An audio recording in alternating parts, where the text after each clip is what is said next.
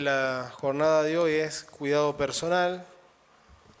Va a estar a cargo de Hernán Andrés Julián, que es prosecretario de Familia 3.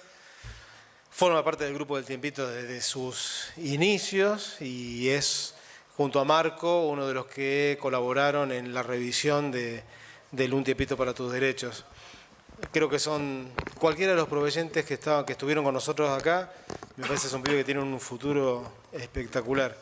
Creo que también, a mí me parece que hay alguna cosa vinculada con la relación abogados y gente del Poder Judicial que tenemos que empezar a construir desde otro lugar, digamos, ¿no? Una cosa más de ida y vuelta, más fluida, que me parece que esto puede ser un puntapié inicial. Decir, che, esto es lo que nosotros vemos, de lo que vemos en el tribunal, y tener ese diálogo con la idea de mejorar un sistema de justicia, digamos, ¿no? Que no haya... Viste que siempre te preguntan, a mí me preguntaban cuando decidí ser juez. En verdad yo toda la vida quise, yo estudié para pensando en ser juez, ejercí 18 años la abogacía porque no tenía alternativa, pero te preguntan, ¿y por qué vas a pasar del otro lado del mostrador? A mí eso siempre me hizo un poquito de ruido, digamos, ¿no? Porque hay que pensar, hay un mostrador, pero no sé si necesariamente tiene por qué haber dos lados desde esa perspectiva. A mí me parece que es un sistema, ¿no? En donde cada cual, manteniendo su rol, tenemos que trabajar juntos para que el sistema mejore, no para que cada cual se parapete en un lugar y te conteste cosas como, bueno, eso pregúnteselo en la facultad, como se supo decir en mucho tiempo, ¿no? Cuando yo empecé era así, vaya a Córdoba 2020 a preguntar, ni tampoco pensar de que el juez es un enemigo o una cosa por el estilo, ¿no? Me parece que la colaboración entre todos es mucho más fructífera que andar peleándose. Hernán. Bueno, buenas tardes. Como dijo Marcelo, el tema que nos aboca ahora en este segundo módulo es cuidado personal y régimen de comunicación de niños y adolescentes. Pero bueno, dada la particularidad, digamos, del fuero y la realidad, digamos, en el ejercicio que todos conocemos, creí necesario hacer antes una breve introducción acerca de la estructura orgánica y sobre todo normativa en el cual este tipo de juicios en particular se desenvuelven. Sucede que tenemos por un lado un Código Procesal Civil y Comercial de la provincia de Santa Fe, sancionado en 1962, y por el otro un Código Civil y Comercial de la Nación, que regula las cuestiones de fondo, que entró en vigencia en agosto del 2015, es decir, dos instrumentos normativos que se llevan 53 años de diferencia, dos instrumentos normativos que tienen sus exigencias distintas, puntos de vista filosóficos distintos, que pueden llegar a contraponerse cuando en verdad deberían coadyuvar en un único objetivo, que es la realización del derecho, digamos, en especial en el marco del sistema de justicia.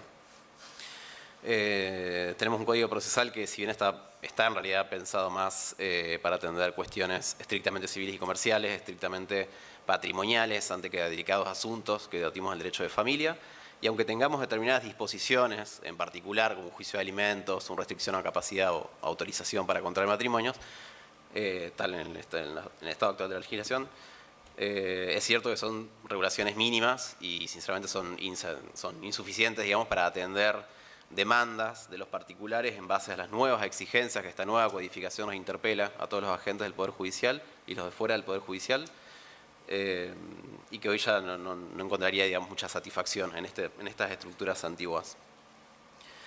En este marco, bueno, todos sabemos que ambos juicios, el de cuidado personal y el régimen de comunicación, por la estructura normativa, tramitan por la forma del juicio ordinario. Un proceso amplio de conocimiento, un proceso amplio de conocimiento, de debate, de oferta probatoria, de producción probatoria, que si contamos los plazos hábiles desde la interposición de la demanda hasta el dictado de la sentencia de primera instancia, tenemos nada más y nada menos que 210 días hábiles, contando exactamente los términos, sin esperar ningún incidente o ningún accidente procesal. Es decir, que un juez de familia, para resolver una cuestión de cuidado y una cuestión de régimen de comunicación, luego de producida la etapa probatoria y demás pretensiones de las partes, estaría en condiciones de dictar una sentencia razonable en el plazo de 210 días hábiles, un plazo que claramente excede las necesidades de nuestro fuero y excede la dinámica de las relaciones familiares, que claramente no se mantienen, no son las mismas que están al inicio de la demanda que al momento de dictar este tipo de sentencias. de ahí, de esta necesidad, digamos, de estas estructuras viejas que mantenemos, esta estructura de juicio ordinario que tenemos hoy en día, es que se interpela también a la sanción de un código procesal especial para asuntos de familia en la provincia de Santa Fe, igual que lo tiene otras provincias, que lo tiene Entre Ríos, lo tiene Mendoza, lo tiene Río Negro, en el cual se adaptan, digamos, estos procesos tan antiguos a las necesidades del fuero, y si bien las formas no son un fin en sí mismas, sí coadyuvan, digamos, a la tramitación de este tipo de juicios que por esencia deberían ser más expeditivos. Sí, hay un punto ahí. En el tema de las disposiciones del Código de Procedimientos nuestro en materia de familia, yo les preguntaría a ustedes cuántos de ustedes han ido a mirar las disposiciones de alimentos, las de comunicación que están en el Código de Procedimientos.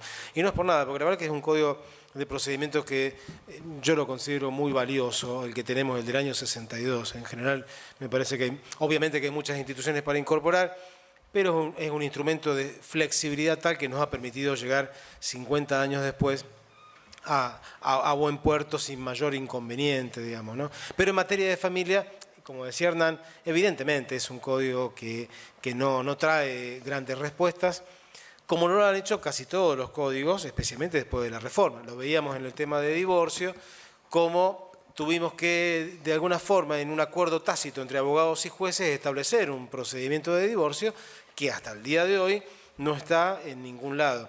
Y si bien es cierto que el trámite que hay que ponerle al tema de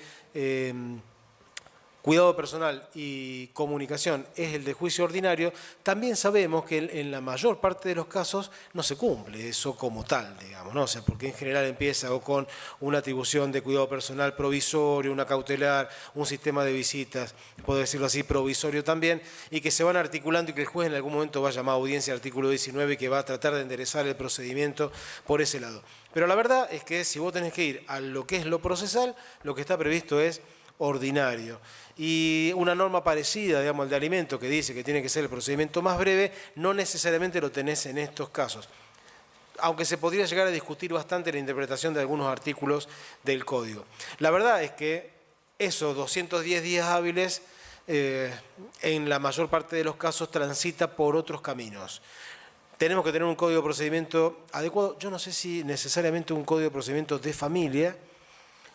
Yo lo que he visto de otras provincias terminan siendo unas cosas donde todo el mundo quiere poner su mayor brillantez, digamos, ¿no? Su despliegue de mayor intelectualidad, entonces tenés códigos que empiezan con una catarata de procedimiento y una cantidad de cosas inentendibles que la verdad, a mí me gusta mucho el capitulito que se redactó para el Código de Procedimientos que proyectó en la época del gobernador Lifshitz. Me parece que una cosa sencillita, cortita, dentro del Código de Procedimientos en general, y en una provincia donde no tenemos grandes diferencias respecto de cómo es el tratamiento procesal de lo civil a lo demás, con eso me parece que es más que suficiente. Reitero, si hemos transitado desde el año 62 al 2022 con este Código de Procedimiento, cuyas normas de familia son relativamente inexistentes, ¿por qué no lo vamos a poder hacer con el mismo código, con un capítulo que nos diga cómo se hacen las cosas en familia y no mucho más que eso? De igual modo, bueno, hay un código de procedimiento aparte, bienvenido sea, y vamos a terminar haciendo remisiones o reiteraciones de normas que van a estar en los dos códigos. Bueno, también pasa con el laboral, bueno, también tenemos muchas normas del laboral que son, o que te remiten al Código de Procedimiento Civil y Comercial. Yo más que poner el acento en eso, lo reitero, ya lo hemos hablado, insistiría en dos cosas. Primero, la creación de una cámara especializada en derecho de familia, o por lo menos una sala especializada en derecho de familia. Y hoy por hoy, algo que dijo Roberto Falistoco la vez pasada acá y que Adriana Krasnov también lo tomó, que es en la ciudad de Rosario, ya realmente creo que la estructura de tribunales colegiados no se compadece con lo que en realidad sucede cotidianamente en los juzgados de familia. No, me parece que esas dos cosas, no sé por qué llegamos acá, pero bueno, la realidad es que el tema de cuidado personal y derecho a la vida de comunicación, que van muy emparentados una cosa con la otra, y requiere de una estructura procesal sumamente ágil. En los hechos vos lo ves, porque los chicos tienen la costumbre de crecer, ¿no es cierto? ¿No? Entonces las necesidades son totalmente distintas. Cuando el chico tiene 2 meses, 4 años, 8, 16. van cambiando. Entonces todo eso se tiene que ir adecuando en una gimnasia muy rápida, muy ágil, que si no se pasa en el tribunal así, la gente lo termina haciendo de hecho y va modificando las cosas de hecho. Yo tengo la nena mía que te va a cumplir 17 años, si yo estuviera separado no le podría decir, mira, martes, miércoles y jueves está conmigo de 18 a 19. Es imposible pensar eso hoy, ¿se entiende? Cuando tenía 4 años la cosa hubiera sido distinta. Si nosotros no tenemos normas procesales que permitan receptar eso, estamos medio complicados. Bueno, y de la mano de esto que dice Marcelo y de la mano también, digamos, de esta estructura normativa de otra época, mantenemos hoy en día también viejas estructuras dentro de los tribunales. En Rosario y Santa Fe, esto que decía Marcelo, mantenemos un sistema colegiado en los tribunales de familia, un sistema colegiado que en la actualidad está totalmente desvirtuada, digamos, la finalidad de lo que era en otra época, posiblemente. Tenemos un colegio que en verdad actúa hoy en día en la celebración de la audiencia vista de la causa de un juicio de filiación, la sentencia de un juicio de filiación, y en las demás cuestiones activa como una instancia revisora interna de las decisiones del juez de trámite, un juez de trámite que a la vez integra el colegio, digamos, a eso, en la práctica a eso ha quedado reducido este sistema colegial. Y este sistema, también en mi opinión y de la mano de lo que decía Marcelo, creo que se impide que a los asuntos de familia, las causas de familia, se le dé por ahí un debate más interesante, un debate más enriquecedor, que llegue a otras instancias, sino que se lo termina dejando en una instancia única, se lo reduce a esa instancia y muchas veces se pierde un montón de cosas.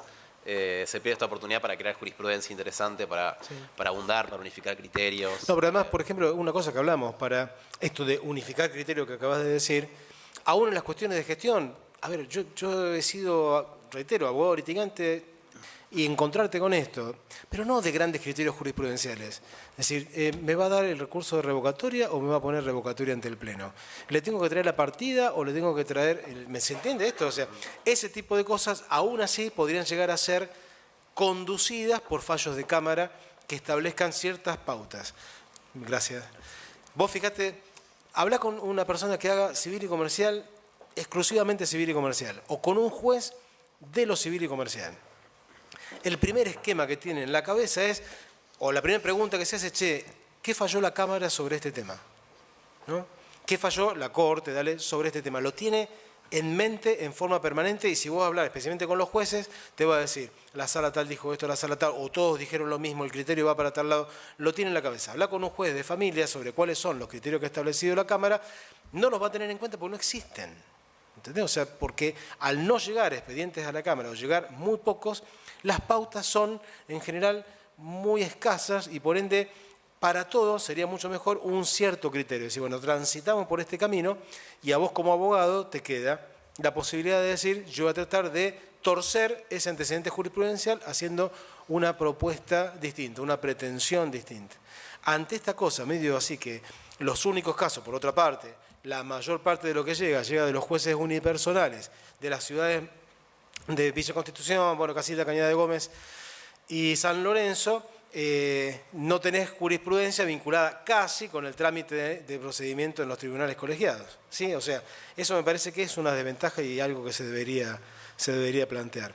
En materia de cuidado personal, no sé si invado algo de lo que hacés, después lo retomamos. Me parece muy interesante las cuestiones de competencia. La competencia, acá sí, tiene mucha importancia el centro de vida de los chicos, ¿no? El centro de vida, que recordemos, el centro de vida es el lugar donde legítimamente, el chico pasó la mayor parte de su existencia.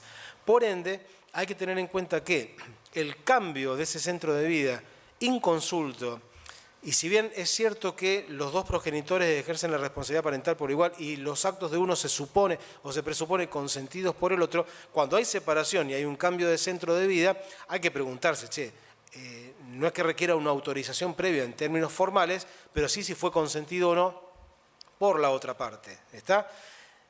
Porque si no fue consentido por la otra parte, es más, existe una oposición de la otra parte al cambio de centro de vida, ya ahí el tema de la competencia empieza a ser más discutible. Es decir, el chico vive toda su vida en Roldán, uno de los padres se viene para Rosario y se lo trae, pero el otro no lo consiente, no puede venir a decir en Rosario el centro de vida es Rosario cuando ilegítimamente, desde un punto de vista de legitimidad, hizo un cambio sin la autorización del otro. ¿Sí? El lugar de competencia sigue siendo Roldán. De esto hay poco y nada. Nosotros en estos días sacamos en la sala un fallito. La verdad que no es ni publicable, digamos, ¿no? Porque muchas veces... bueno, yo pertenezco a una sala que va muy al pan pan y al vino vino, digamos, ¿no? Por ahí no es de grandes desarrollos intelectuales. Bueno, los que hace Mario sí lo son, digamos, ¿no? Pero los demás vamos muy ahí y en familia más todavía, porque si hay una cuestión de competencia que encima cuando te llega, a mí me pasa esto, porque a lo mejor porque fui juez de familia, cuando te llega, ya llega atrasado, por más que esté en término, digamos, no sé, por más que esté en plazo, ya llega atrasado, por la cantidad de pasos que tiene que hacer hasta llegar a una sala y que después lo tiene que mandar al defensor de cámara. Bueno, ya llega y entonces te quema y lo querés sacar lo más rápido posible. Y en este caso era muy interesante porque era un conflicto de competencia de dos jueces de familia que se consideraban competentes. Hay una especie de supuesto así medio de pensar que los jueces se quieren sacar de encima los casos, ¿no? Que se declaran incompetentes para no tener... Que eso en realidad no es cierto, porque si vos o sea, en la cantidad de trabajo que te llega está un sistema de compensaciones, o sea que si se te va un expediente por otro lado, te va a entrar por otro. O sea, te va a entrar otro expediente en compensación de ese que se te fue, no es que va a tener menos trabajo porque te declarás incompetente. ¿Se entiende eso? O sea, no es... Hay por ahí una cosa medio así, se declaran incompetente porque no quieren trabajar. No, se declaran incompetente porque tienen que declararse incompetente. Y acá, y hay muchos casos de conflictos positivos, es decir, los dos decían, yo soy competente en este caso. Y era muy particular, obviamente que no voy a dar detalles del caso, pero era una situación de cambio de centro de vida, pero donde se ponían en juego distintos sistemas normativos. Es decir, estaba Convención Internacional de los Derechos del Niño, Convención Internacional de los Derechos de las Personas con Discapacidad, cuestiones vinculadas a la Ley de Violencia de Género. O sea, había ahí una intersección de ordenamientos normativos, algunos de igual jerarquía, los tres de igual jerarquía, porque la Ley de Protección contra la Violencia de Género tiene su respaldo en la Convención Internacional, la CEDAW, bueno, hay ahí una confluencia de iguales normas de jerarquía constitucional. Entonces lo que la sala dijo, el juez que es competente, cuando los dos tienen una parte de la razón, es aquel que pueda llegar a asegurar, no desde el sentido que los jueces, uno u otro, sea más capaz de asegurar, no estoy diciendo eso, sino en abstracto, donde se puedan realizar mejor la mayor cantidad de derechos posibles de personas en situación de vulnerabilidad. O sea, no estamos hablando de cualquier situación, no estamos hablando de dos empresas que están en igualdad de condiciones. En familia, las situaciones de vulnerabilidad potenciales, uno las tiene que ponderar. O sea, ¿cuál de estos dos es el que permite un mejor ejercicio del derecho de defensa desde la perspectiva de la vulnerabilidad y de los ordenamientos normativos que están en juego? ¿Se entiende? Entonces dijimos, de estos dos, primero lo que dijimos es, cualquiera de los dos jueces está en condiciones, de los dos que se declaran competentes, de asumir esta tarea. No se trata de quién lo va a asumir, sino de cuál de los dos permite la mejor realización de derechos. Hasta te diría desde un punto de vista cuantitativo. ¿Sí? Y en ese punto se decidió, en este caso, por Rosario. Entre estos dos, el juez que va a competir es Rosario. ¿Podría haber intervenido el otro? Sí, había argumentos para que también interviniese el otro. Pero desde la perspectiva de la vulnerabilidad, este permitía una mayor garantización de derechos, hasta te diría por una cuestión de cercanía y de posibilidades de las partes. Yo entiendo que la cuestión de competencia acá, que en general se establece en abstracto, en familia no se puede establecer en abstracto, hay que establecerla en concreto. ¿Cuál de estos dos está en mejores condiciones, por ejemplo, de trasladarse? ¿Cuál de estos dos está en mejores condiciones de asegurar un contacto, ahora dale por vía Zoom y esas cosas? Y en función de eso decidimos la competencia. Es medio novedoso, pero bueno, ahí anduvo. Me parece que en esto, en cuidado personal, las cuestiones de competencia son importantes y muchas veces quedan un poco olvidadas. En general la gente no quiere plantear cuestiones de competencia, excepto cuando hay traslados de ciudades, no se quiere plantear porque parece una pérdida de tiempo y no siempre termina siéndolo. Bueno, eso también es un buen ejemplo, digamos, de por qué también es necesario por ahí que el expediente llegue a la Cámara, para tener mayores criterios. Y por ahí las cuestiones de competencia llegan directamente porque normativamente está previsto así, claro. Digamos que sea una elevación directa. Antes de que contra una sentencia, el juez de trámite, tenemos un montón de recursos previos, digamos, y eso impide que lleve y se genera, digamos, este debate fructífero. Bueno, siguiendo con esta idea, al lado, digamos, de esta estructura colegiada, digamos, que limita, en cierto modo, el conocimiento de este tipo de causas, tenemos también que la realidad de los tribunales de Rosario contamos con un equipo interdisciplinario formado por 4 o 5 integrantes, un único equipo que no solo atiende las demandas del fuero de familia, también atiende de otro tipo de fueros y hasta hace poco tiempo de la materia penal. Y una sala de trabajo social que originariamente eran 3 trabajadores sociales por juzgados, que afortunadamente ahora se ha ampliado a partir de la reestructuración de los juzgados de menores. Bien, con esta idea era hacer una breve presentación, digamos, de cómo está el estado normativo actual en la provincia de Santa Fe, cómo está el estado orgánico, también para atender este tipo de causas, y siempre el panorama pareciera ser, digamos, desalentador. Lo siento, como decía Marcelo, se ha creado un derecho judicial entre todos los agentes, entre los abogados litigantes, entre el Ministerio Público, el juez y los juzgados de familia, en los cuales se han ido tomando diferentes decisiones tendientes a flexibilizar, digamos, este proceso, un trámite tan estricto y tan largo como un trámite ordinario. Se lo ha adoptado para atender a estas demandas más urgentes, digamos, y se ha flexibilizado un montón de criterios, digamos, en esta materia. Pero bueno. Tenemos hasta las 7, así que vamos más tranquilos. Déjame hablar sobre equipos interdisciplinarios y sobre el concepto de interdisciplinariedad, porque... Al final ¿Lo querías tomar eso vos? Sí. Dale, te espero. Dale. Nada, lo abordamos más al final, en realidad, pero bueno. Nada, después eso va a dar mucho más sí, de debate. Bien, pasando sí de lleno, digamos, a la cuestión de cuidado personal y régimen de comunicación, tuve la suerte de tener un diálogo con abogados, con compañeros de trabajo, con otros jueces también del fuero, y fuimos tirando, digamos, ideas de cuáles eran las principales ventajas, los principales defectos que vemos en este tipo de procedimientos, y bueno, armé un listado, digamos, que sin intención de ser exhaustivo, por lo menos refleja lo más interesante. Al momento de interponer una demanda, creemos que lo más interesante es que se debe partir de la base de que el juez no conoce al grupo familiar, no conoce la situación, no conoce los miembros, la dinámica, las problemáticas, las causas que lo originaron, etc.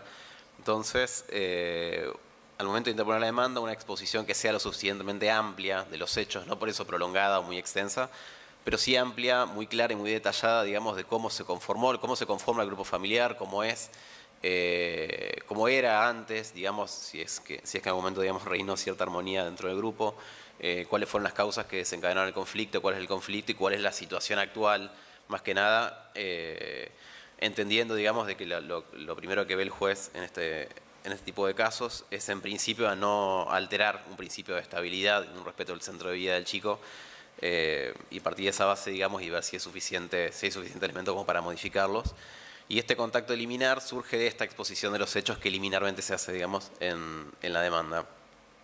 Una exposición de los hechos en este sentido lo suficientemente amplia también genera una carga en el demandado de negar o de afirmar categóricamente estos hechos, y lo va a obligar también a dar su propia versión de los hechos, y de esa forma se nos amplía aún más la base fáctica que tenemos en consideración, y ahí sí se puede realizar un cotejo, digamos, entre la demanda y la contestación, y decir, bueno, estos hechos ya están fuera de toda controversia, estos hechos están controvertidos, esta cuestión sí es demostración necesaria tal vez, y por ahí ahorrar esfuerzos probatorios y concentrarnos, digamos, en las cuestiones que realmente importan, que es lo que está controvertido, lo que hay realmente necesario que acreditar. Y en esta materia, digamos, si bien todos sabemos que el Código Procesal, digamos, ofrece una variedad de gamas de medios de prueba, como la confesional, testimonial e informativa, la prueba que debe ofrecerse y también la que debe producirse, incluso también la posibilidad, digamos, que el juez la ofrezca, la produzca de oficio, tiene que estar encaminada, digamos, a dar al caso un enfoque interdisciplinario, que nos permita, digamos, no solamente conocer la dinámica de este grupo en base a los hechos, sino también a partir de la opinión de profesionales que nos puedan dar su opinión, en virtud de su ciencia, en virtud de su enfoque, y para esto, digamos, es muy importante que al momento de ofrecerse también se puedan fijar los puntos periciales o los puntos en los cuales quiere que se trabaje, que se enfoque, digamos, el trabajo de este profesional en particular. Porque por ahí nos pasa, digamos, que solicitan se piden informes ambientales o se piden sorteos de peritos, digamos, y se plantean en un párrafo puntos no muy claros, o que un informe ambiental, un trabajador social haga un informe ambiental en el lugar, y en verdad un informe ambiental, digamos, si vamos a lo estricto del caso, es ver en qué condiciones está el hogar, digamos, cuando en verdad lo que queremos es otra, digamos, otra dinámica. También partiendo de la base, digamos, de que tenemos esta estructura ordinaria, en principio, que por ahí se respeta, y en la realidad muchas veces no, es no centrar la atención en cuestiones estrictamente procesales y concentrarnos, digamos, más que nada en la cuestión de fondo, que nos permitan por lo menos un dictado provisorio de una resolución y al final un dictado de una sentencia de mérito o un acuerdo que pueda, digamos, contemplar toda una serie de variables, digamos, que tengan que relacionar con el fondo y no con cuestiones procesales, como a lo mejor cuestionar la temporalidad de alguna presentación, un planteo de un incidente de nulidad cuando no hay un perjuicio, digamos, a la vista o que no se acredita o no se alega un perjuicio. Y en especial, y un asunto que se da afortunadamente mucho, digamos, en el fuero, es fomentar el diálogo entre las partes y sus letrados, dejando de lado actitudes confrontativas, sean por tratativas de forma extrajudicial, por audiencias de conciliación solicitadas por el juez, audiencias de conciliación solicitadas de oficio por el juez, pero escapar, digamos, también a la cuestión estrictamente procesal e intentar lograr acuerdos, intentar llegar a conciliaciones, digamos, por fuera del proceso. Y si eso falla y la resolución, digamos, es necesario, hay que seguir un trámite procesal, lo ideal es un impulso adecuado de la serie procedimental que nos lleve justamente a una etapa que es lo más interesante, además de la etapa de afirmación y negación, que es la etapa de prueba. Que ahí sí, digamos, es cuando se va a abordar la interdisciplina. Sí. Sí, del tema procesal, si bien es cierto, lo decíamos recién, ¿no?, que la flexibilización que hacemos en los hechos permite superar esa cuestión del proceso totalmente ordinario que prevé el código, también es cierto que vos como abogado no te podés olvidar del proceso, ¿no? O sea, porque suele haber también una cierta idea de yo propongo en familia, total, después el juez soluciona absolutamente todo, y total, mirá si es comunicación, mirá si no me van a dejar ofrecer prueba, si no me van a dejar ofrecer un testigo. Y la verdad que cuando las cosas se complican demasiado, por ahí te podés encontrar con una situación que te diga, bueno, no, mire, acá el procedimiento dice tal cosa y usted perdió lo que quería hacer, o vas a una cámara y a lo mejor la cámara, desde una perspectiva totalmente civilista, te dice, mire, discúlpeme, usted acá tenía este momento procesal oportuno, o no interpuso a cuál recurso o tal otro recurso, como decíamos antes, metiste recurso de apelación y en realidad tenías que poner recurso revocatorio ante el Pleno. Es decir, si bien hay flexibilización en algunas situaciones del derecho procesal, no te podés olvidar que el derecho procesal existe. Yo me acuerdo, apenas entré a ser juez, yo juré el 21 de diciembre de 2007. Iba a decir 2017. 2007. Trabajé 4 días y tuve un mes de vacaciones. Nunca en mi vida había visto una cosa semejante, digamos, ¿no? Pero sí, trabajé. El último 24 de diciembre que se trabajó fue ese año. Y saqué un decreto que habían presentado recurso de revocatoria y yo le puse un decreto. Aclare y se proveerá, porque no era revocatoria, sino que era revocatoria ante el Pleno. Bueno, a ser juez se aprende, digamos, ¿no? O sea, vos rendiste de designa, pero a ser juez hay que caminar bastante para entender de qué se trata. Y un abogado que fue genial, fue espectacular, entra, que era el abogado de la otra parte, y viene y me dice, le hago una pregunta, dice, ¿usted va a aplicar el Código de Procedimiento? Digo, sí. Dice... Yo pensé que no lo aplicaba nadie, cosa que no es cierta, pero ese tenía en la cabeza que los jueces de familia no aplicaban el Código de Procedimiento. La verdad, una estupidez de mi parte haber decretado eso. Yo lo que tendría que haber hecho es entender que lo que quería decir era revocatoria ante el Pleno, no de que se tan pavo. ¿Se entiende? Pero bueno, uno empieza a caminar y vas haciendo un camino y darte cuenta de qué se trata. Con este tema de peritos oficiales, equipos interdisciplinarios, vamos a retomar lo que vimos en la anterior charla con la gente que vino de trabajo social y con los proveyentes que hablaron la semana pasada. En esto hay que ser muy claro. En principio, las pruebas que se ofrecen por abogados particulares son de peritos oficiales que hay que pagarles, digamos, ¿no? No va el tema de los servicios públicos respecto de esto, que están pensados para otra cosa. Están pensados, primero, son una herramienta del juez, ¿sí? Y de las juezas, vamos a decirlo así. Y segundo lugar, pensados para los servicios que son gratuitos que presta el tribunal, defensoría, la gente que no puede pagar un servicio oficial. Y en tercer término, pero todo en el mismo nivel, digamos, no en tercer lugar porque lo menciono así, para ciertas situaciones en donde el juez, a pesar de que haya abogados particulares, quiere establecer una determinada cosa como una información propia, como puede pasar, en algunas situaciones donde está en juego el orden público, adopciones, violencia familiar, etcétera, etcétera, etcétera, donde vos no podés dilatar a la designación de un perito oficial la realización de un informe social, ¿no? Como las chicas de trabajo social nos dijeron que el título es informe social, no informe ambiental. O sea, lo ambiental es una parte de ese informe social. Entonces, en principio la cosa es así, si yo ofrezco informe ambiental, lo decimos así los abogados, y pongo informe ambiental a ser practicado por la TS del tribunal, el juez te puede llegar a decir, cosa que yo hacía, para el sorteo de perito oficial, ofíciese a la Cámara, sortéese, vaya, pague. ¿Sí? Eso es lo que corresponde hacer.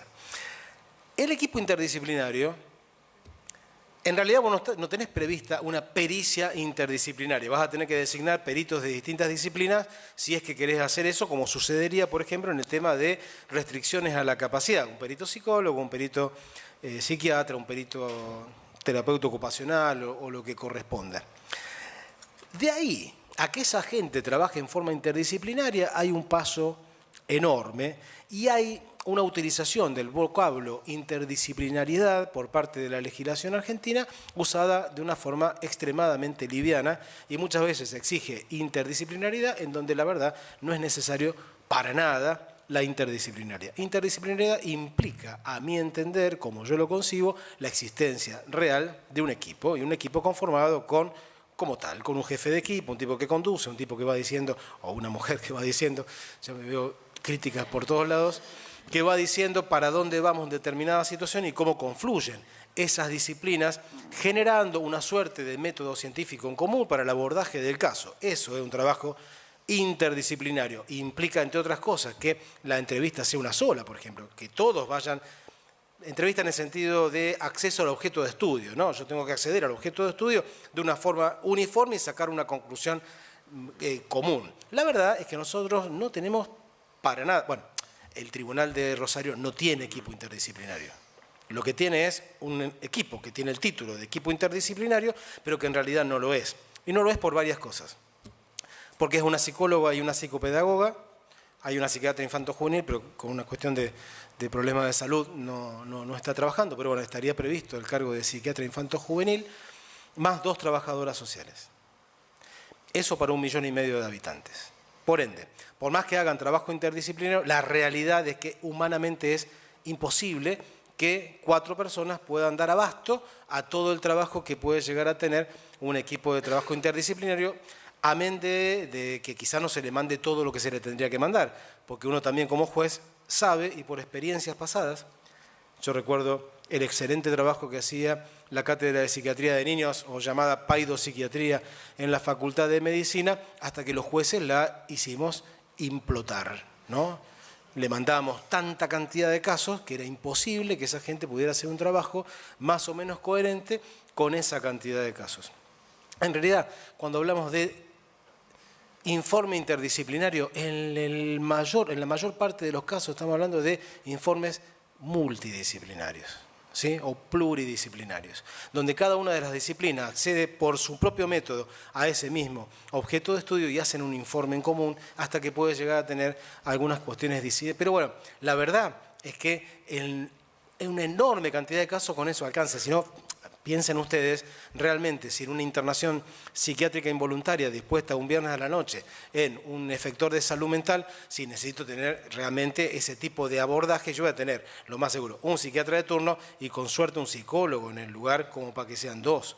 Digamos, y que esos 2 puedan decidir si esa internación involuntaria se concreta o no se concreta. En el caso del tribunal, la verdad que lo que tendríamos que tener es en cada uno de los tribunales de familia y los juzgados unipersonales un equipo interdisciplinario conformado, aunque sea por... A ver, vamos a hacer esto, porque dicen, no, le ponemos un equipo interdisciplinario, un psicólogo a cada tribunal. Bueno, hombre, eso no es un equipo. Si uno solo no es interdisciplinario. Si son dos psicólogos no es interdisciplinario, si son la misma disciplina. Serán dos opiniones de la misma disciplina. Pero la verdad que los juzgados de familia de la provincia de Santa Fe, respecto de otros ordenamientos provinciales, estamos extremadamente atrasados, ¿no? Tendríamos que tener un equipo interdisciplinario por tribunal y si eso no es posible, un equipo interdisciplinario con una mayor cantidad de gente que permita hacer un trabajo interdisciplinario, por lo menos presentado como tal, ¿sí? Aun cuando en muchos casos se haga multidisciplina y no interdisciplina, porque realmente no en todos los casos es necesario. Y para hacer eso, la verdad que no alcanza con incorporar psicólogos y psiquiatras. Tienen que ser psicólogos. ¿Viste? Los médicos tienen medicina forense, sí, que lo tienen como especialidad. Los psicólogos y los trabajadores sociales también tienen una especialización, pero no es lo mismo la especialización que una especialidad por la incumbencia profesional. Por lo menos me parece que se debería requerir experiencia forense.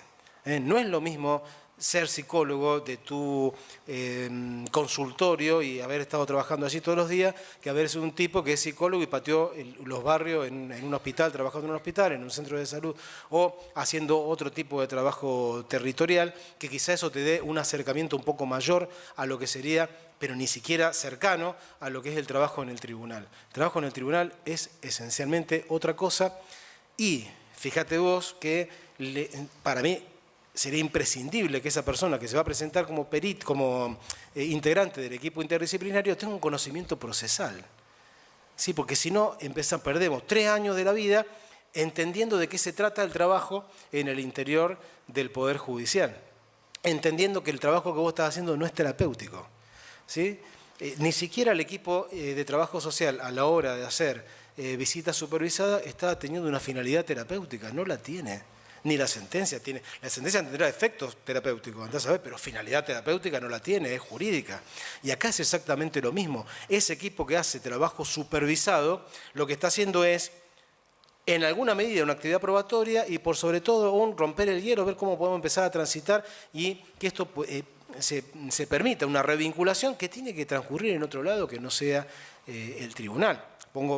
A medida de que hace años que lo hacen y lo hacen muy bien las trabajadoras sociales, es evidente que a ese equipo le está faltando un aporte desde la psicología.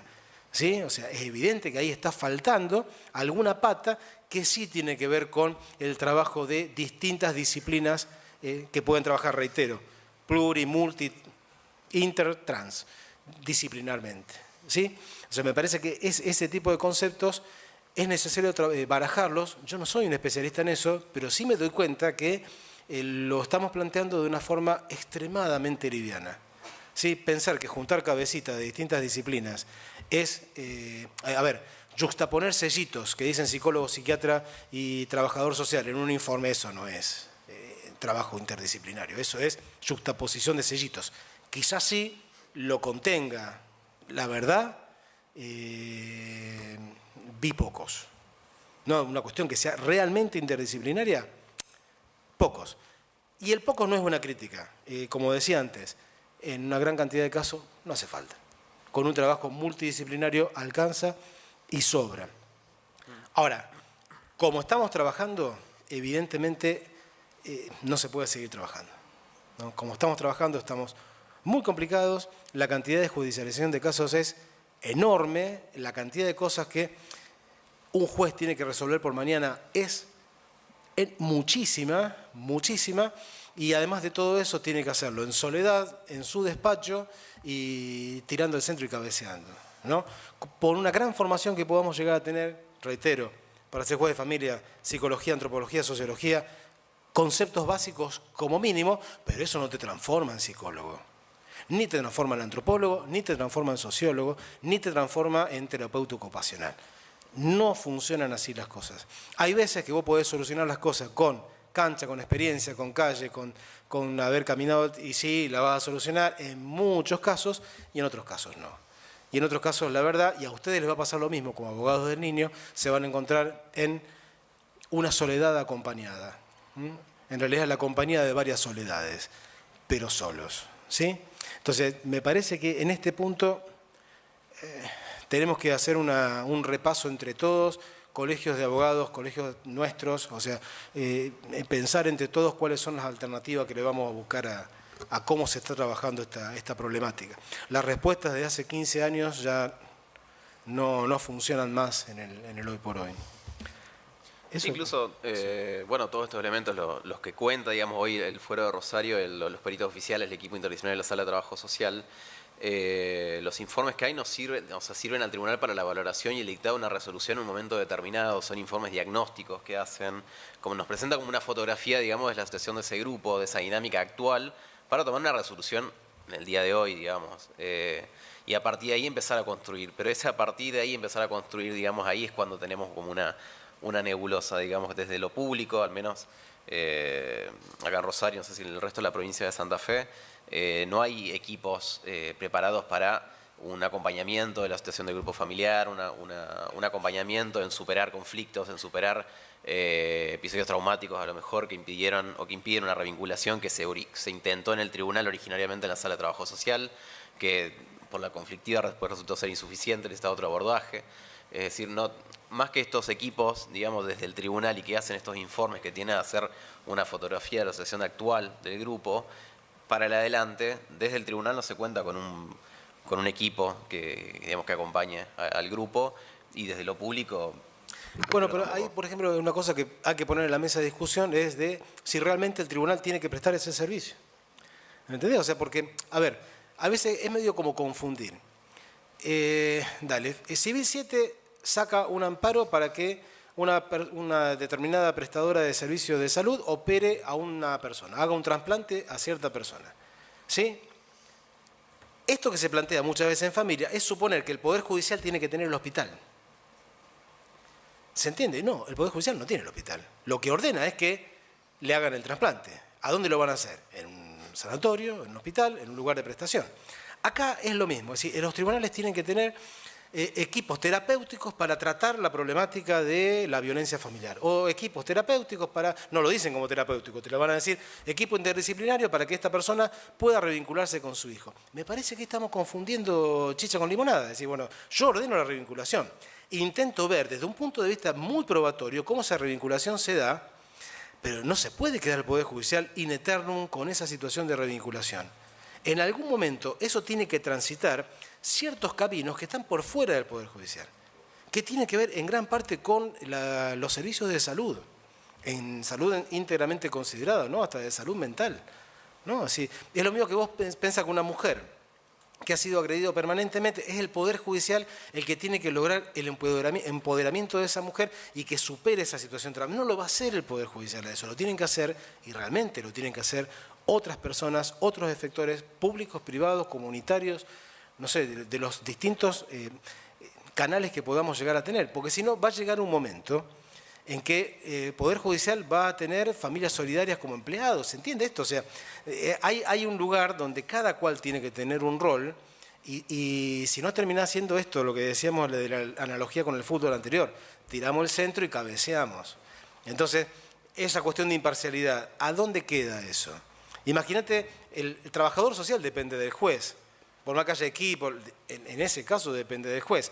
Y ese que depende del juez hace el informe al juez, que es el mismo que pondera lo que hace el equipo. ¿Se entiende? Sirve para un momento y después hay que cortar y seguir por otro lado. ¿Iba a hacer una pregunta? Sí, no, más que nada, yo entiendo el planteo que están haciendo en relación a los equipos interdisciplinarios y a la limitación que tiene el tribunal.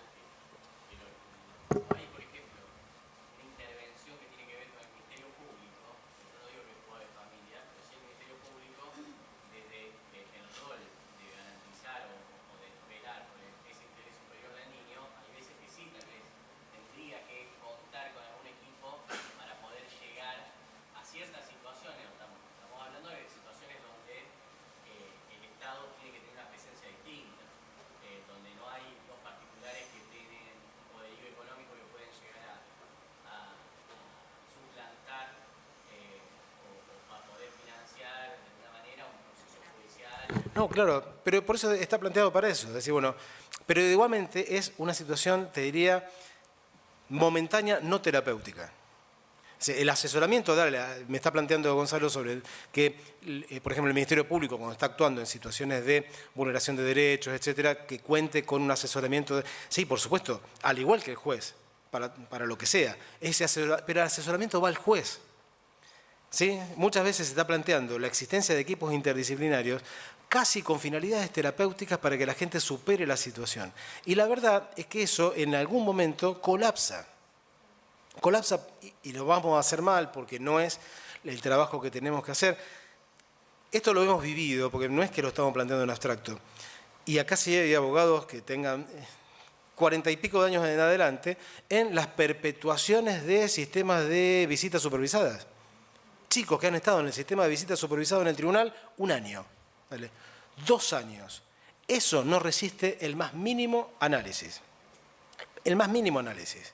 Esa gente, lo que vos tenés que tratar de lograr es que la visita, digo visita porque todos nos entendemos bien, se dé en un marco de normalidad, de la normalidad que nosotros podemos hacer fuera del tribunal, no en el tribunal. Ya una vez que pasó un mes y medio de visita supervisada, ya hay que empezar a pensar, che, ¿qué está pasando acá? ¿No? O sea, ¿por dónde está transitando esto? Quizás haya que prolongarlo porque el caso lo necesite. Pero ya realmente yo he visto, y pregúntenle a cualquier trabajador social del equipo, cómo eso se termina perpetuando. Y ahí me da la sensación a mí, puedo estar equivocado totalmente, el Poder Judicial empieza a tener un cambio en su rol y termina siendo una especie de prestador de un servicio que lo tiene que prestar el Poder Ejecutivo, o lo tiene que prestar las organizaciones comunitarias o el sector privado, ¿no? Fíjate que la superación en ese punto tan criticada que ha sido la ley de salud mental en estos días, la superación en cuanto a quién ordena la internación y preservar al Poder Judicial para controlar, por lo menos idealmente, controlar esa situación. Porque si no, es nuevamente lo mismo. El juez dispone la internación y es el mismo juez el que tiene que revisar la internación que él mismo dispuso. No, ahí hay algo que no está cerrando, ¿no? No, sí, esto que decíamos, digamos que sobre todo el punto más importante e interdisciplinario que tienen los tribunales es la sala de trabajo social, en la parte en los regímenes de comunicación en los que el tiempo ha influido notoriamente en una distancia del vínculo, o se han alegado situaciones de violencia, o situaciones de violencia familiar y demás, o situaciones que no terminan de comprenderse, digamos, ante una negativa del chico expresada frente al juez al defensor. Bueno, lo que primero se intenta es justamente un acercamiento en la sala de trabajo social, que es un profesional de otra disciplina, pero como dice Marcelo, digamos, está pensado para 2, 3, 4 encuentros, más o menos, que duren menos de un mes, y a partir de ahí es un punto de arranque para partir de otras situaciones, pero ante la falta, digamos, de otras estrategias, por ahí pensadas desde lo público, es muy frecuente convocar a las partes a una audiencia para, en esa audiencia, digamos, que surjan ideas de cómo llevar adelante. Afortunadamente, en muchos casos, esos chicos están haciendo tratamiento terapéutico o están empezando, digamos, con terapias. Entonces, se convoca al terapeuta, digamos, para ver qué soluciones desde su área, digamos, puede proponer. Y muchos de ellos proponen también dar una parte del espacio ese, digamos, para tratar el tema de la revinculación, de cierto modo y demás, pero si no, buscar otras respuestas, digamos, alternativas. Yo acá abajo puse las cuestiones de los puntos de encuentro familiar, digamos, como algo para debate. Un lugar que sí se está pensado desde la interdisciplina, pero también desde un nivel privado al que no se pueden acceder, digamos, todas las personas. Y bueno, pero nada, son ideas o estrategias que surgen en audiencias con las partes, después de que por lo menos se intenta mínimamente un contacto, una revinculación mínima en la sala de trabajo social, y ahí, digamos, proyectar a futuro entre todos a ver cómo seguir adelante. Afortunadamente, en muchos casos se logra, digamos, porque empiezan a hacer determinadas posturas o demás, pero bueno, hay muchos, digamos, que nos queda ahí la duda, digamos, de cómo avanzar o qué otras estrategias claramente interdisciplinarias, porque es lo único que queda, utilizar, digamos, para destrabar el vínculo, para ver, digamos, este obstáculo, digamos, a qué motivo se debe, digamos, y de ahí tomar una decisión de establecer un régimen más sin la intervención, digamos, de ningún profesional, o de ampliarlo, o de reducirlo, o de eventualmente también suprimirlo, en base, digamos, a partir de estos informes. Una cosita de gestión. Mi celular lo tiene medio mundo. Manden o por escrito o por la cuenta, pero no audio, porque no lo puedo escuchar. O sea, es que le estoy contestando, mandame un escrito, pero bueno. Bien. Sí.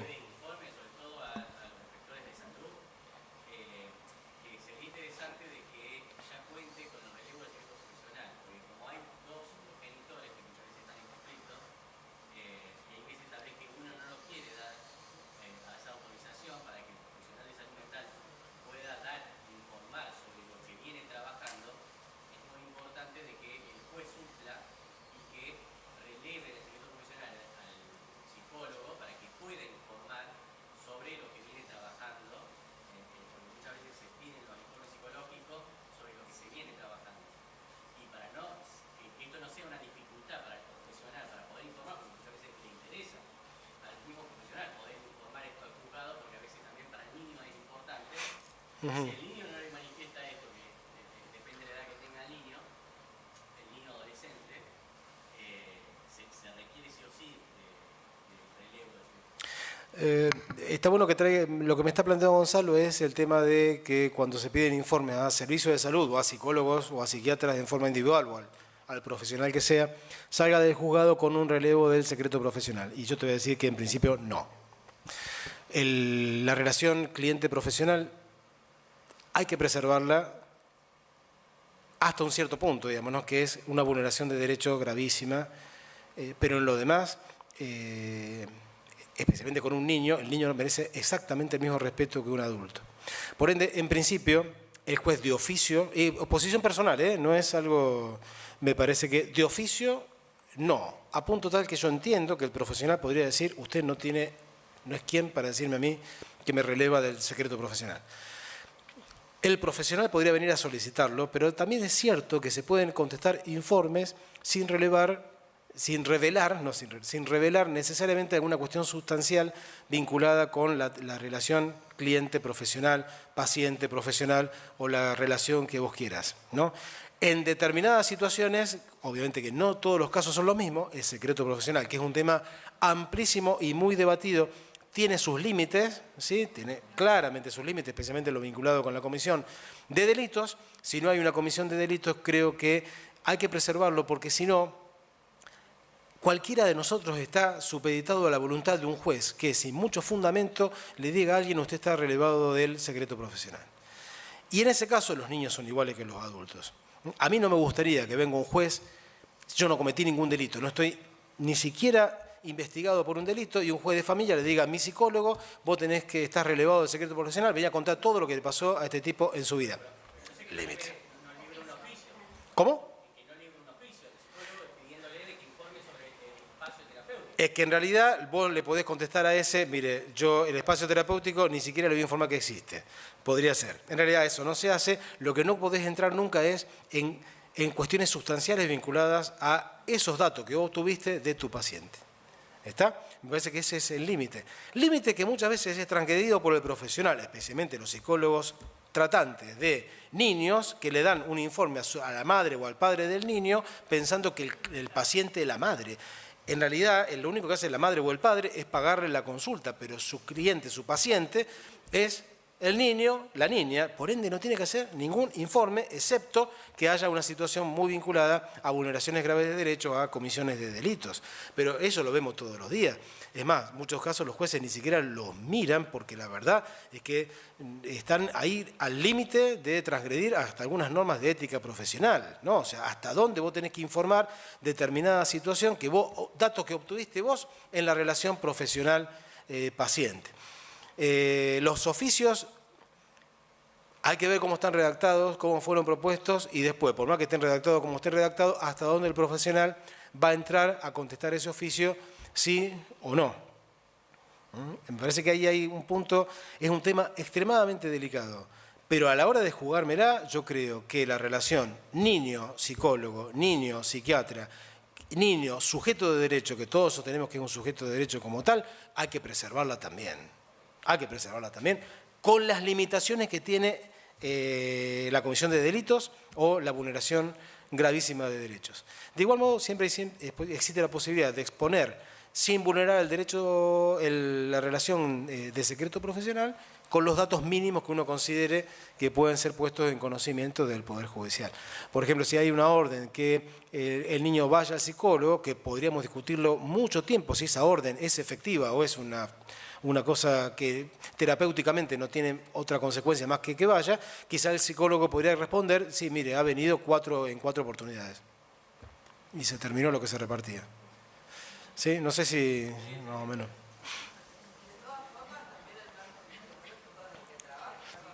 Ahí está. Seguro.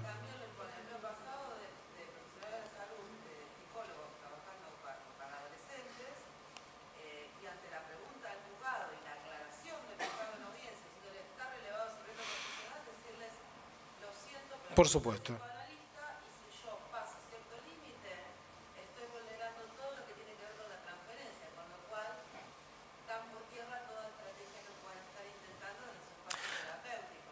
Psicoanalista o no psicoanalista, lo que me está comentando la colega es que en muchos casos, aún en audiencia, cuando los jueces le dicen usted está relevado al secreto profesional, un psicoanalista, por ejemplo, puede llegar a contestar, si usted hace eso me está vulnerando la totalidad del tratamiento desde su posición disciplinar, vamos a decirle así, pero lo podría plantear también un psicólogo o un psiquiatra que no haga psicoanálisis, digamos, ¿no? O sea, lo podría plantear cualquier profesional que está diciendo, especialmente en esta situación de extrema confianza. También te lo podría decir un cura, ¿eh? O sea, extrema confianza de decir, mire, yo la información que la obtuve en este vínculo profesional.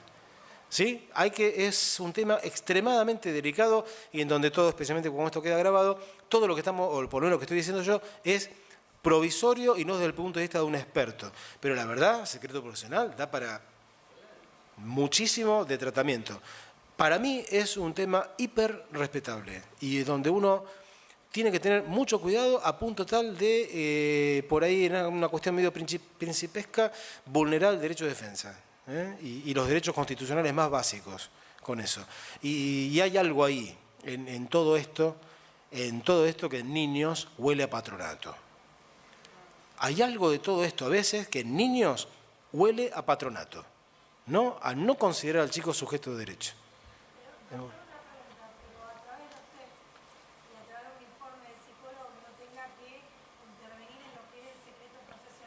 No, pues si un perito, ¿eh? No, perdón. Si estamos haciendo una pericia, el perito no tiene secreto profesional. No.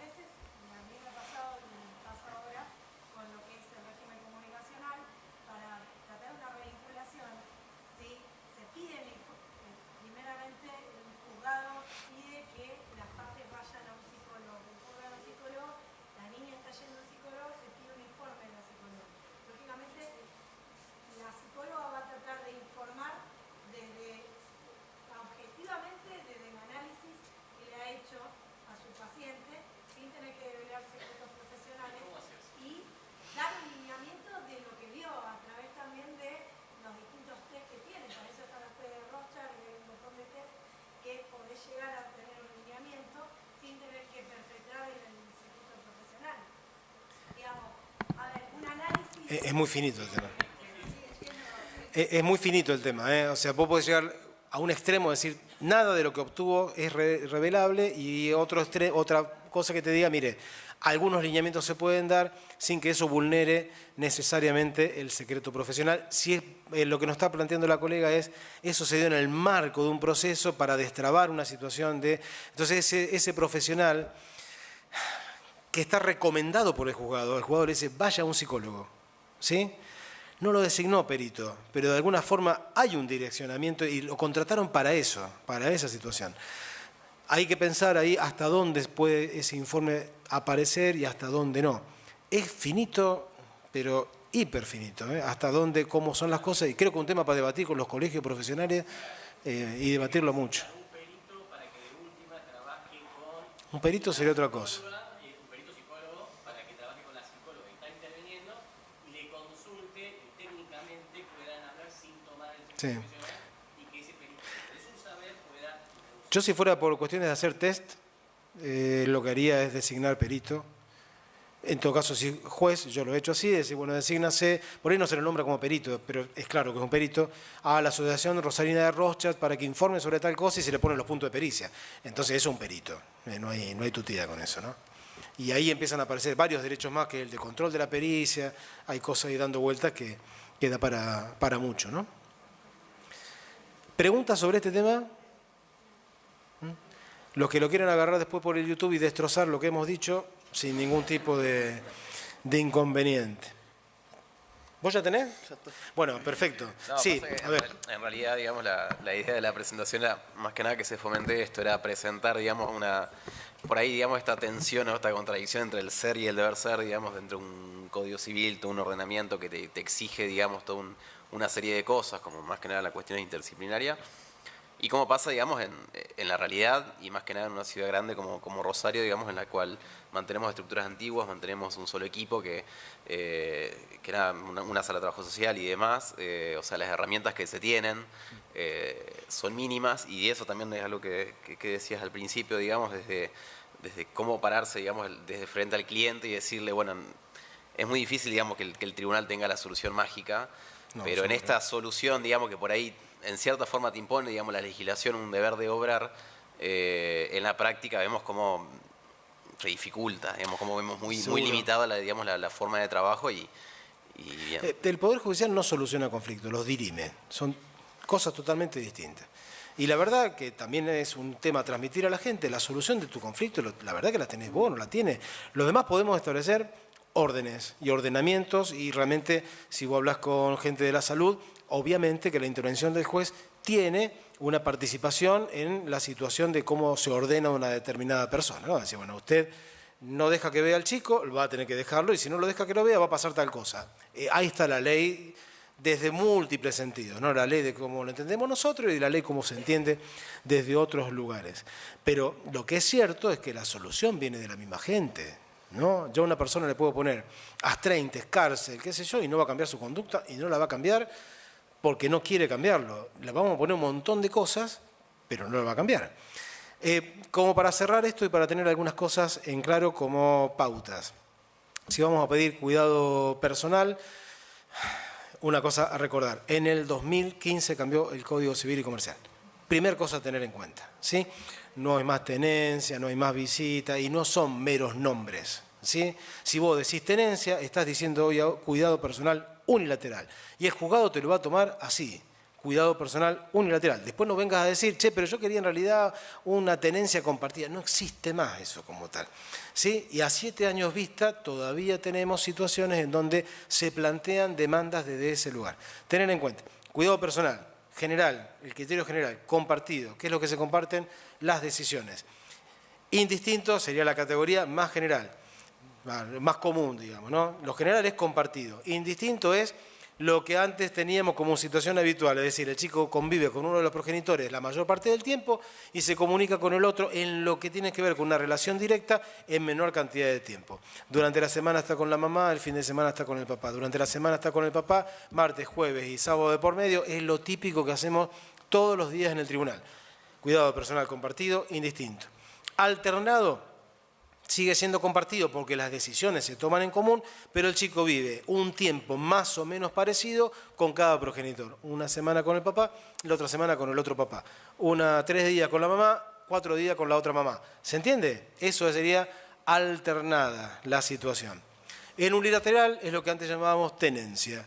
¿Y cuál es la gran diferencia? Convive más que nada con uno, indistinto, como si fuera el indistinto, como si fuera, pero las decisiones las toma la persona que tiene ese cuidado personal unilateral y el otro, lo único que le queda es controlar lo que éste hace. Todo esto se relaciona, ese aspecto más estático, con el ejercicio de la responsabilidad parental. Y como bien dijo por ahí una colega, cuando hay conflicto en el ejercicio de la responsabilidad parental, se plantea de un modo muy sencillo, pasa esto, traslado, el otro dice lo que quiera decir y se convoca audiencia en la mayor parte de los casos. En muchos casos esa audiencia se complica mucho porque está atravesado por cuestiones de género y si está atravesado por cuestiones de género rige la 26485, por ende las audiencias las vamos a tener que hacer por separado, ¿sí? Ese esquema hay que tenerlo en la cabeza sabiendo que tiene implicancias en materia de alimentos y que como abogado quizás sea una de las cosas que más trabajo te lleve, más difícil de solucionar sea y peor te las paguen. ¿Sí? En ese punto creo sí que hay que poner límites muy claros al cliente. Muy, pero muy claros. Los fines de semana, excepto situaciones realmente urgentes, no se llama a nadie. Uno tiene que hacer respetar su trabajo profesional y el descanso tuyo como laburante que sos. ¿Sí? Hay algunos límites que tienen que estar puestos con total claridad. Obviamente que estamos hablando de familia y no es lo mismo que otro tipo de situaciones. Ningún empresario te va a llamar un domingo a la noche diciéndote metieron una inhabilidad de título en la ejecución del pagaré, eso no existe. Pero en familia sí te puede pasar. Y vos esa cuestión de urgencia la tenés que tener habilitada como profesional que sos de atención de situaciones de vulnerabilidad, del mismo modo que un psicólogo o un médico partero la tiene establecido respecto de sus clientes. Pero tenés que pautar muy claramente hasta dónde llega una cosa y hasta dónde llega la otra. Me lo trajo 5 minutos tarde, me miró feo cuando me lo devolvió, no son cosas para andar llamando, porque vos no sos un centro de catarsis. Vos no sos el centro de catarsis del cliente. Vos sos un tipo que está haciendo un trabajo profesional y lo tenés que hacer respetar. No sos el paño de lágrimas ni el amigo del cliente. Lo que no quiere decir que en algún momento no tengas que prestar una escucha total a lo que se te está planteando, pero como ejercicio profesional de abogado. ¿Sí? La primera entrevista de casos complejos, si dura menos de 1 hora, duda. Te tiene que contar su vida completa, entera. ¿Sí? Que empiece de cuando nació. Entera, pero no porque vaya a ser psicólogo. No tiene nada que ver con eso. Tiene que ver con tu estrategia profesional. Cómo vos te vas a plantear, hasta te diría si vas a tomar o no vas a tomar el caso. No todo lo que llega a tu estudio lo tenés que tomar.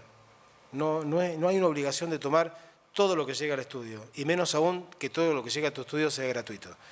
El honorario profesional hay que defenderlo también. Lo que no quiere decir que no vayas a hacer algunas cosas gratis, que son dos cosas absolutamente distintas.